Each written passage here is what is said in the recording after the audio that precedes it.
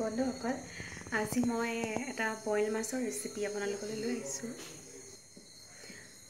Boil আমি বিভিন্ন ধৰণেৰে খাব পাৰোঁ আৰু মই আজি বনাম ঢেকীয়াৰ লগত বইল মাছ,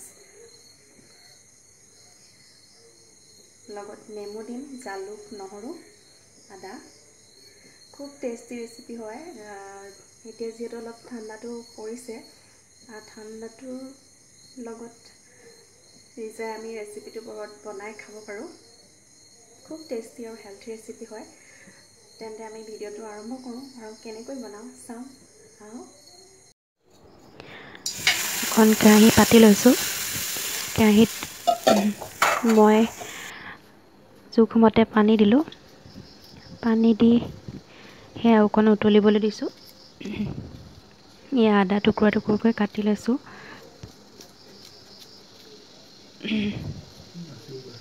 নহৰু কেইফুটাও মই টুকুৰা টুকুৰকৈ কাটি ল'ম। এয়া উতলি থকা পানীত মাছ 3 টুকুৰাৰে মই দি দিছোঁ। মই ইয়াত জালুক আৰু ধনিয়া, গোটা ধনিয়া সানি লৈছিলোঁ। মই ঢাকোন মাৰি মাছ কেইপিচ সিজিবলৈ দিম প্ৰায় 5 মিনিটমান। এয়া মই জালুক খুন্দি থৈছোঁ, লগত ধনিয়া। এয়া মই ঢেকীয়া কাটি লৈছিলোঁ। উতল আহিছে, অলপ সিজিছে মাছ আৰু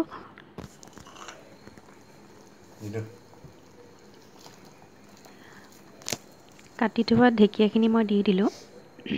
ঢেকীয়াখিনি অলপ দিন থৈ দিয়া হৈছিল ফ্ৰিজত, সেইকাৰণে অলপ কেইডালমান ক'লা পৰাই গ'ল।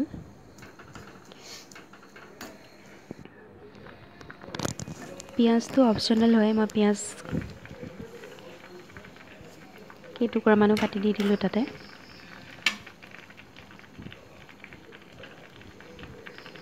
মই সিজিবলৈ দিম। এয়া জোখমতে নিমখ দিলোঁ।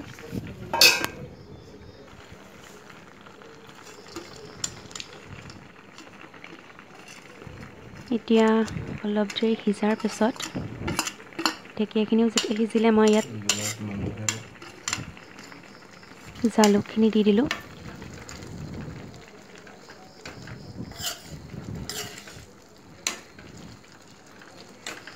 প্ৰায় হৈ গ'ল। এয়া ধুনীয়াকৈ সিজিলে আৰু খুব ধুনীয়া গোন্ধ এটা আহিছে। মোৰ হৈ গ'ল। এয়া দেখিছেনে?